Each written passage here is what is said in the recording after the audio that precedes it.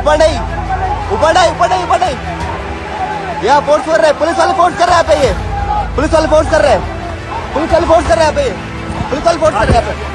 नहीं नहीं नहीं नहीं नहीं।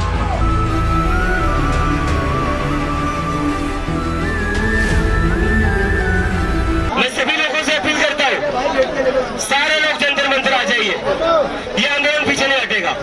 आज जब वो लोग जंतर मंतर पे आपके बच्चों के लिए बैठे हैं तो आप घर में क्यों बैठे हो? आप उनके साथ जंतर मंतर पे क्यों नहीं हो? आज अगर आप जंतर मंतर पे नहीं गए, आज अगर आपने उनके साथ मिलके आवाज़ नहीं उठाई, तो कल फिर अगर कोई एग्जाम लीक हो तो कंप्लेन मत करना।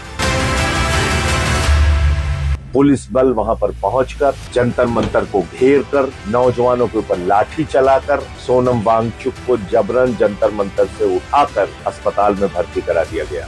भगत सिंह और उनके साथियों ने जब जेल में भूख हड़ताल की थी, तब भी ब्रिटिश गवर्नमेंट ने उनके साथ ऐसी ही जबरदस्ती की थी। जाहिर है ब्रिटिशर्स के खास रहे लोगों की सरकार में भी यही होना था। दिल्ली के जंतर मंतर पर चल रहे छात्रों के समर्थन का आंदोलन आज उस वक्त नए विवाद में घिर गया जब अनशन पर बैठे सोनम वांगचुक को पुलिस की मौजूदगी में सफदरजंग अस्पताल ले जाया गया। इस कार्रवाई के बाद पूरे घटनाक्रम पर सवाल उठने लगे। प्रदर्शनकारियों का आरोप है कि कुछ पुलिसकर्मी डॉक्टरों की वेशभूषा में धरना स्थल पर पहुंचे और सोनम वांगचुक को उनकी इच्छा के विरुद्ध अस्पताल ले जाया गया। उनका यह भी दावा है कि विरोध करने पर कुछ लोगों के साथ धक्का मुक्की हुई। हालांकि दिल्ली पुलिस का कहना है कि यह कार्यवाही डॉक्टर की सलाह और अदालत के निर्देशों के अनुरूप की गई है।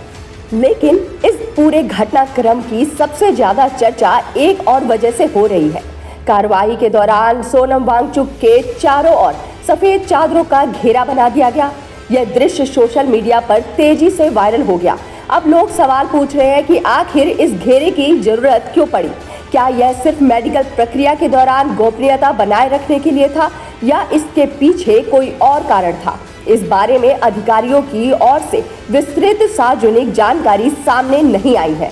यहाँ फोर्सफुली आने की कोशिश कर रहे हैं, फोर्सफुली आने की कोशिश कर रहे हैं, यहाँ पे फोर्सफुली आने की कोशिश कर रहे हैं। यहाँ पे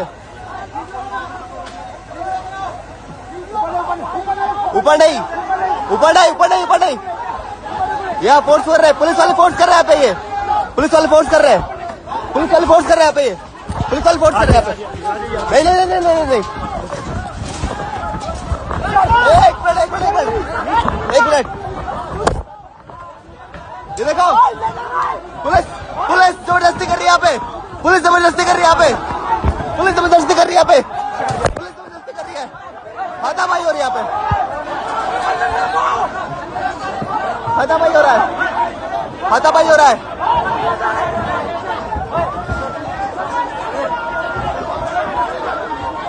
सीजेपी के प्रोटेस्ट में हाथापाई हो रहा है। सर क्यों क्यों सीजेपी के प्रोटेस्ट में हाथापाई हो रहा है? सोनम वांगचुक करीब 20 दिनों से भूख हड़ताल पर बैठे थे। प्रदर्शनकारियों का कहना है कि अगर उनकी तबीयत खराब हो रही थी तो पहले बातचीत का रास्ता अपनाया जाना चाहिए था।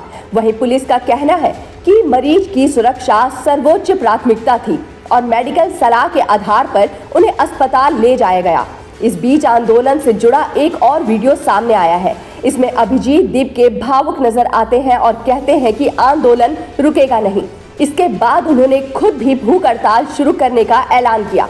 अभिजीत दीपके ने कहा कि अब तक आंदोलनकारी केंद्रीय शिक्षा मंत्री धर्मेंद्र प्रधान के इस्तीफे की मांग कर रहे थे, लेकिन अब वह प्रधानमंत्री नरेंद्र मोदी से भी जवाब मांगेंगे। आज अभी से मैं अपना अनशन शुरू कर रहा हूँ।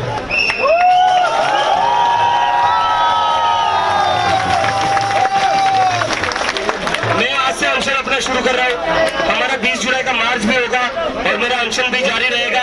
इन लोगों को लग रहा है ये सोनम सर को अंदर करके इस सोनम सर को यहाँ से उठाकर आंदोलन खत्म कर सकते हैं। आंदोलन खत्म नहीं होगा,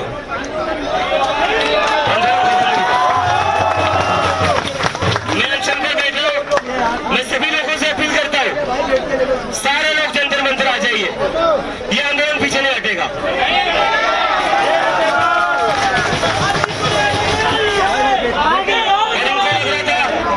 सोनम सर को यहाँ से उठाकर ये आंदोलन वीक होगा, हम कमजोर पड़ जाएंगे। ये मूवमेंट और स्ट्रॉन्ग होगा, हम और स्ट्रॉन्ग होंगे। ऑनरेबल हाईकोर्ट के आदेशानुसार और हेल्थ कंडीशंस और मेडिकल एडवाइस के अनुसार श्री सोनम वांगचुक जी को यहाँ से अप्रोप्रिएट गवर्नमेंट हॉस्पिटल जो मच नीडेड मेडिकल इंटरवेंशन है उसके लिए ले जाया गया है और अंडर मेडिकल सुपरविजन। इसी दौरान यह भी खबर सामने आई कि अभिजीत दीपके पर एक महिला ने कथित रूप से स्याही फेंकी और थप्पड़ मारने की कोशिश की। हालांकि मौके पर मौजूद लोगों ने बीच बचाव किया। इस घटना की भी निष्पक्ष जांच की मांग उठ रही है।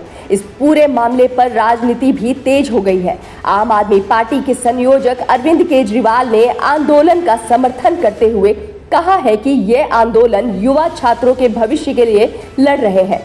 नीट का पेपर लीक हो गया, सीबीएसई के इवैल्यूएशन सिस्टम में बहुत बड़ा स्कैम हो गया, लाखों बच्चों का भविष्य बर्बाद हो गया। सोनम वांगचुक सिस्टम को ठीक कराने के लिए अनशन पे बैठ गए। सोनम वांगचुक के घर में कोई बच्चा अफेक्टेड नहीं है, वो अपने लिए अनशन पे नहीं बैठे, वो आपके बच्चों के लिए अनशन पे बैठे हैं। अब मैंने सुना उनके बाद अभिजीत दीपके अनशन पे बैठ गया। अभिजीत दीपके के घर में भी कोई बच्चा अफेक्टेड नहीं है, वो आपके बच्चों के लिए बैठा है। जब आपके घर में कोई बच्चा सड़े गले एग्जामिनेशन सिस्टम से अफेक्ट होता है तो आप खूब कंप्लेन करते हो, सरकार को गालियां देते हो, सिस्टम को गालियां देते हो। आज जब वो लोग जंतर मंतर पे आपके बच्चों के लिए बैठे हैं तो आप घर में क्यों बैठे हो? आप उनके साथ जंतर मंतर पे क्यों नहीं हो?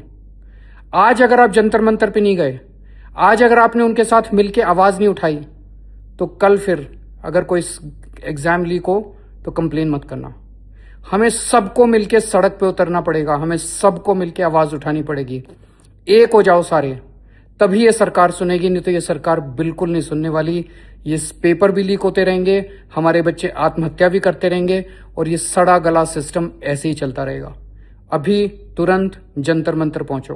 कांग्रेस अध्यक्ष मल्लिकार्जुन खड़गे, समाजवादी पार्टी की सांसद डिंपल यादव, आम आदमी पार्टी के नेता संजय सिंह और मनीष सिसोदिया ने भी सरकार से सवाल पूछे हैं कि बातचीत की जगह पुलिस कार्रवाई क्यों हुई। 59 साल के सोनम वांगचुक पिछले 21 दिनों से आमरण अनशन पर बैठे हुए थे। अपनी जिंदगी दांव पे लगाकर देश के करोड़ों युवाओं की आवाज उठा रहे हैं। उन युवाओं की आवाज जो 93 पेपर लीक से बर्बाद हो चुके थे, बेबस थे, जिनकी आवाज उठाने वाला कोई नहीं था। भारत के प्रधानमंत्री 21 दिन तक उनसे बात नहीं करते। एक ट्वीट करना भी अनशन खत्म करने की अपील करने के लिए जरूरी नहीं समझते। सरकार का कोई प्रतिनिधि उनसे बातचीत करने के लिए नहीं आता कि आखिर आप क्यों अपनी जान देने पर आमादा हैं। लेकिन आज अभी जानकारी मिली कि अचानक पुलिस बल वहां पर पहुंचकर जंतर मंतर को घेर कर नौजवानों के ऊपर लाठी चलाकर सोनम वांगचुक को जबरन जंतर मंतर से उठाकर अस्पताल में भर्ती करा दिया गया, क्योंकि 20 तारीख के लिए उन्होंने आह्वान किया था, देश की जनता का आह्वान किया था, युवाओं का आह्वान किया था, सांसदों विधायकों को आह्वान किया था कि आइए जंतर मंतर 20 तारीख को हम लोग मार्च करेंगे संसद की तरफ।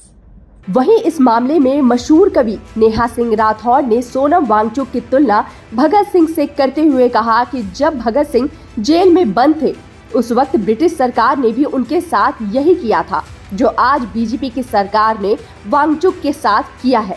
20 दिनों से जंतर मंतर पर भूख हड़ताल पर बैठे सोनम वांगचुक जी को आज सुबह दिल्ली पुलिस जबरन उठाकर अस्पताल ले गई। सरकार सोनम वांगचुक जी से प्रेम पूर्वक अनशन खत्म करने का निवेदन भी कर सकती थी। पहले सरकारें ऐसा करती थीं, लेकिन न भाजपा सरकार में इस्तीफे होते हैं न ही निवेदन किया जाता है। भगत सिंह और उनके साथियों ने जब जेल में भूख हड़ताल की थी तब भी ब्रिटिश गवर्नमेंट ने उनके साथ ऐसी ही जबरदस्ती की थी। जाहिर है ब्रिटिशर्स के खास रहे लोगों की सरकार में भी यही होना था। तो प्रेम पूर्वक बात करने की बजाय इस सरकार को सैकड़ों पुलिसकर्मी भेजकर सोनम जी को जबरदस्ती उठवाना ज्यादा आसान लगा। हालांकि किसी कायदे के मिनिस्टर या सांसद को भेजकर एक बार बातचीत की जा सकती थी, लेकिन बातचीत लोकतंत्र की पहचान होती है और ये सरकार ठहरी भाजपा सरकार। ये आदमी जो भूख हड़ताल पर बैठा था, क्या ये अपने बच्चों के भविष्य के लिए बैठा था? सोनम वांगचुक जी के अनशन के खिलाफ बोलने वाले हर इंसान पर लानत है। वहीं इस मुद्दे पर सत्ता पक्ष की ओर से अब तक कोई विस्तृत राजनीतिक प्रतिक्रिया सामने नहीं आई है। प्रदर्शनकारियों की प्रमुख मांग केंद्रीय शिक्षा मंत्री धर्मेंद्र प्रधान के इस्तीफे की है। साथ ही कथित परीक्षा गड़बड़ियों के कारण आत्महत्या करने वाले छात्रों के परिवारों को 1-1 करोड़ रुपए का मुआवजा देने की मांग भी की जा रही है। 20 जुलाई को संसद मार्च का भी ऐलान किया गया है। फिलहाल सोनम वांगचुक अस्पताल में है, लेकिन आंदोलन थमता हुआ नहीं दिख रहा। अब सबकी नजर इस बात पर है कि क्या सरकार आंदोलनकारियों से बातचीत का रास्ता चुनेगी या यह टकराव आगे और बढ़ेगा, क्योंकि यह मामला अब सिर्फ एक भूख हड़ताल का नहीं, बल्कि लोकतांत्रिक विरोध, प्रशासनिक कार्रवाई और संवाद की राजनीति पर उठ रहे सवालों का भी बन गया है।